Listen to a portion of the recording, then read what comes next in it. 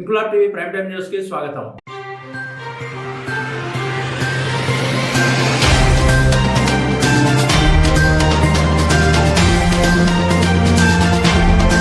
DSC అవకతవకలపై ప్రశ్నిస్తే అక్రమ అరెస్టులు చేయడం దారుణమని వైసీపీ రాష్ట్ర అధికార ప్రతినిధి ముదునూరి మురళీకృష్ణరాజు మండిపడ్డారు. ప్రత్తిపాడు మండలం ధర్మవరం గ్రామంలోని తన నివాసంలో నిర్వహించిన మీడియా సమావేశంలో కూటమి ప్రభుత్వంపై తీవ్ర స్థాయిలో విమర్శలు చేస్తూ మెగా డిఎస్సి పేరుతో యువతను మోసం చేశారని, ఇది మెగా డిఎస్సి కాదని దగా డిఎస్సి అని ముదునూరి విమర్శించారు. ఎన్నికల మేనిఫెస్టోలో 20 లక్షల ఉద్యోగాలు ఇస్తామని హామీ ఇచ్చి యువతను మోసం చేసిన కూటమి ప్రభుత్వం కేవలం 16,000 ఉద్యోగాల భర్తీకి సంబంధించిన డిఎస్సిలోనూ భారీ అవకతవకలకు పాల్పడిందని, డిఎస్సిలో యువతకు అన్యాయం జరిగిందని, దీనిపై వైసీపీ అధినేత వైఎస్ జగన్మోహన్ రెడ్డి పిలుపు మేరకు శాంతియుతంగా రిలే నిరాహార దీక్షలు, నిరసన కార్యక్రమాలు నిర్వహిస్తుంటే వైసీపీ శ్రేణులను రాష్ట్ర వ్యాప్తంగా అక్రమంగా అరెస్ట్ చేయడం అప్రజాస్వామికమని, యువతకు న్యాయం జరిగే వరకు వైసీపీ అండగా నిలుస్తుందని స్పష్టం చేశారు. ప్రశ్నించే గొంతులను అణిచివేసేందుకు పోలీసు వ్యవస్థను కూటమి ప్రభుత్వం ఉపయోగించుకుంటుందని, కూటమి ప్రభుత్వానికి కొమ్ము కాస్తూ వైసీపీ నాయకులు, కార్యకర్తలపై పోలీసులు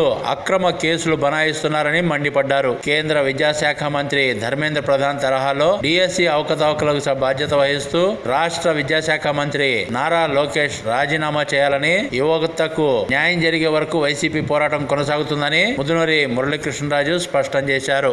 కూటమి ప్రభుత్వం అధికారంలోకి వచ్చి 2 సంవత్సరాలు పూర్తయి 3వ సంవత్సరంలో అడుగుపెట్టినా కూడా యువతకి ఏ రకంగానే న్యాయం చేయకుండా ఈ రాష్ట్రంలో మేనిఫెస్టోలో 20 లక్షల ఉద్యోగాలు ఇస్తామని చెప్పారు. మీరు 20 లక్షల ఉద్యోగాలు ఇస్తామని చెప్పి కేవలం 16,000 ఉద్యోగాలకే పరిమితమైనటువంటి ఈ రాష్ట్ర ప్రభుత్వం 16,000 ఉద్యోగాల్లో కూడా స్పోర్ట్స్ కోటా అని అనేక అవకతవకలతో జీవో ఇచ్చి ఈ టీడీపీ నాయకులకి కోట్ల రూపాయలు ముడుపులు చెందే విధంగా, యువతకు పూర్తిగా అన్యాయం జరిగే విధంగా, ఎవరైతే మెరిట్ స్టూడెంట్లు ఉన్నారో, ఎవరైతే నిరుపేదలు ఉన్నారో, బాగా కఠినమైనటువంటి నిరుపేదలు ఎవరైతే ఉన్నారో వీరందరికీ నష్టం జరిగే విధంగా ఈ కూటమి ప్రభుత్వంలో పరిపాలన జరుగుతుంటే ఇవన్నీ గ్రహించి ఈ రాష్ట్ర ప్రతిపక్ష నాయకుడు జగన్మోహన్ రెడ్డి గారు యువతకు అన్యాయం జరుగుతుంది, యువత పట్ల మనం ఈ ప్రభుత్వం మెడలు వంచాలి, ప్రభుత్వమే ఒత్తిడి తీసుకురావాలి, అన్ని వర్గాల ప్రజల్ని నష్టం చేసినా కూడా యువత భవిష్యత్తు బాగోకపోతే రాష్ట్రం ఎంతో వెనకబడిపోయే పరిస్థితి ఉంటుందని మంచి ఆలోచన చేసి శాంతియుతంగా రౌండ్ టేబుల్ సమావేశం కానివ్వండి, నిరసన దీక్షలు కానివ్వండి, రిలే నిరాహార దీక్షలు కానివ్వండి, శాంతియుతంగా ర్యాలీలు కానివ్వండి, రాష్ట్ర వ్యాప్తంగా కూడా వైఎస్ఆర్ కాంగ్రెస్ పార్టీ ర్యాలీలు చేస్తే ఈ కూటమి ప్రభుత్వం వైఎస్ఆర్ కాంగ్రెస్ పార్టీ నాయకుల్ని భయభ్రాంతులు చేయాలి, వైఎస్ఆర్ కాంగ్రెస్ పార్టీని అణిచివేయాలి అనే ఉద్దేశంతో అనేక అక్రమ కేసులు, ఈ నిరసన దీక్షలు ఎక్కడైతే జరుగుతున్నాయో వాటి మీద దాడులు చేయడం, వారి దగ్గరికి వెళ్ళి దాడులు చేయడం, ఎవరైతే ర్యాలీలో పాల్గొన్నారో వారి మీద కేసులు కట్టడం. ఈ రాష్ట్రంలో మీరు అనేక హామీలు ఇచ్చి అధికారంలోకి వచ్చి ప్రతిపక్షాలు అడుగుతుంటే దాన్ని ఏ రకంగా మనం చేయాలి, యువతకు ఏ రకంగా న్యాయం చేయాలన్నది ఆలోచన చేయడం పోయి ప్రతిపక్షాల గొంతు నొక్కుదాం అనుకోవడం ఇది సిగ్గుసేటు కాదా అని అడుగుతా ఉన్నాను. నిన్న 10వ తారీఖు జరిగినటువంటి శాంతియుత ర్యాలీల్లో ఒక తాడేపల్లిగూడెం కానివ్వండి, ఉండి కానివ్వండి, అలాగే చాలా నియోజకవర్గాల్లో అక్రమ కేసులు కట్టి నాయకులను బలిభ్రాంతులు చేయడం. ఏం చేస్తారు మీరు? ప్రజల తరపున ఎప్పుడూ పోరాడే వ్యక్తి జగన్మోహన్ రెడ్డి గారు, వైఎస్ఆర్ కాంగ్రెస్ పార్టీ నాయకులు. నువ్వు ఏదైతే యువతకు చెప్పావో, యువతకు చెప్పిన ప్రతి మాటనే అమలు జరుపు, యువత భవిష్యత్తుతో ఆడుకోవద్దు అని మేము డిమాండ్ చేస్తుంటే ఏంటిది? అక్రమ కేసులు పెట్టి ఎవరిని భయపెడదామని కేంద్రంలో నీటిలో అవకతవకలు జరిగాయని ప్రధానమంత్రి నరేంద్ర మోడీ గారు, అక్కడ విద్యాశాఖ మంత్రి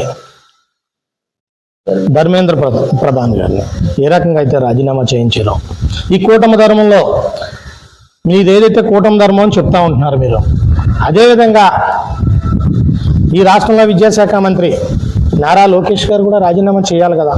కేంద్ర మంత్రిని ఏ రకంగా అయితే నరేంద్ర మోడీ గారు రిజైన్ చేయించారో ఈ రాష్ట్ర ముఖ్యమంత్రి చంద్రబాబు నాయుడికి ఎందుకు గుర్తించదు ఇది? అంటే నీ సుపుత్రుడనా? ఒక చేతగాని పరిపాలన చేసుకుంటూ యువత జీవితాలతో ఆడుతుంటే, మేము శాంతియుతంగా ర్యాలీలు చేస్తుంటే నువ్వు మామే కేసులు కట్టడం ఏంటిది?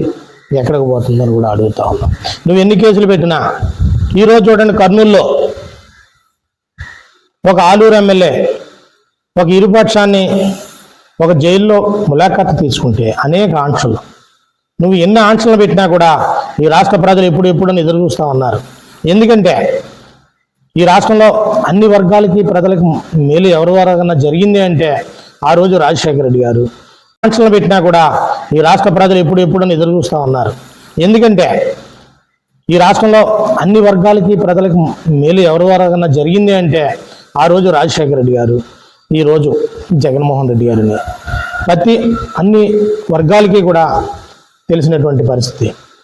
ఈరోజు జగన్మోహన్ రెడ్డి గారు ఎక్కడ ర్యాలీలు పెట్టినా, ఎక్కడ సభలు పెట్టినా తండోపతండాలుగా నువ్వు ఎన్ని ఆంక్షలు పెట్టినా, ఎంతమంది పోలీసుల్ని అడ్డం పెట్టుకున్నా, ఎన్ని కేసులు పెట్టినా కూడా వేల మంది రోడ్డు ఎక్కుతున్నారు అనుకుంటే దీని మీద ఈ కూటమి ప్రభుత్వం ఆలోచన చేయాలి కదా. ఎందుకు ఇలా జగన్మోహన్ రెడ్డి గారు వెంట పడుతున్నారు? ఎందుకు వేల మంది రోడ్డు ఎక్కుతున్నారు? మన పరిపాలన ఏమి లోపం ఉంది అని గ్రహించుకునేది పోయి నువ్వు అడ్డంకులు పెడితే ఎక్కడ ఆగుద్దని కూడా అడుగుతా ఉన్నావు. లోకల్ ఎలక్షన్లు వస్తూ ఉన్నాయి, స్థానిక ఎలక్షన్లు పెడతానంటున్నారు. మీరు సూపర్ 6లో ఏదైతే హామీలు అమలు జరిపారో, ప్రతి నిరుపేదకి 3 సెంట్లు ఇల్లు అయితే ఏదైతే చెప్పారో, ప్రతి బీసీ ఎస్సీ ఎస్టీ మహిళలకి మైనార్టీలకి 50 ఏళ్ళకే పెన్షన్ ఇస్తా అన్నారు. ఇవన్నీ నిలదీస్తారు రేపు. ఇవన్నీ సమాధానం చెప్పి నువ్వు ఏదైతే హామీలు ఇచ్చావో అన్ని హామీలని అమలు జరిపి నువ్వు స్థానిక ఎలక్షన్లు వెళ్ళాలి తప్ప లేకపోతే నీకు తగిన బుద్ధి చెప్తారని కూడా ఈ సభావేదికగా తెలియజేస్తూ ఉన్నాం. అంతేకాదు, ఈ రాష్ట్రంలో బలహీన వర్గమైనటువంటి నాయకులు, ఒక సీదిరి అప్పలరాజు, ఒక కొడుక్కి అనుకోకుండా యాక్సిడెంట్ జరిగితే ఆ తండ్రి ఆ ప్రయత్నం ఎలా జరిగింది, వాళ్ళ కుమారుడు ఏ రకంగా చేశాడు అన్న దాని మీద ఇన్వాల్వ్ అయితే ఆయన మీద కూడా కేసు పెట్టావే, నీకు సిగ్గేత్తలేదా అని అడుగుతా ఉన్నాం. అదేవిధంగా ఒక జోగి రమేష్ గారు, అదేవిధంగా ఒక కానుమూరు నాగేశ్వరరావు గారు, బలహీన వర్గాల్ని నువ్వు టార్గెట్ చేసుకుంటూ ఏదైతే సామాన్య ప్రజలు వైఎస్ఆర్ కాంగ్రెస్ పార్టీకి అండగా ఉన్నారు, మనం మోసం చేసి అధికారంలోకి వచ్చాం, మళ్ళీ వీళ్ళు నమ్మే పరిస్థితి లేదు, వీళ్ళందరినీ అణిచివేయాలని నువ్వు చూస్తే ఇది జరగదు. రేపు 2029లో మహాప్రపంచం కింద జగన్మోహన్ రెడ్డి గారు అధికారంలోకి వస్తారు. దాన్ని చూసి నువ్వు పరిపాలన చేయకపోతే నువ్వు ఈరోజు ఏదైతే తప్పులు చేస్తున్నారో ఇవన్నీ కూడా అనుభవించవలసిన పరిస్థితి వస్తుందని కూడా మీ అందరికీ తెలియజేస్తాను. ఇన్క్లాబ్ టీవీ వీడియోలు మీకు నచ్చినట్లయితే లైక్ చేయండి, షేర్ చేయండి, కమెంట్ చేయడం మర్చిపోకండి. సబ్స్క్రైబ్ చేయని వాళ్ళు వెంటనే సబ్స్క్రైబ్ చేసుకోండి. మా వీడియోలు మీరు వెంటనే చూడాలనుకుంటే కింద ఉన్న గంట సింబల్ని గట్టిగా కొట్టండి.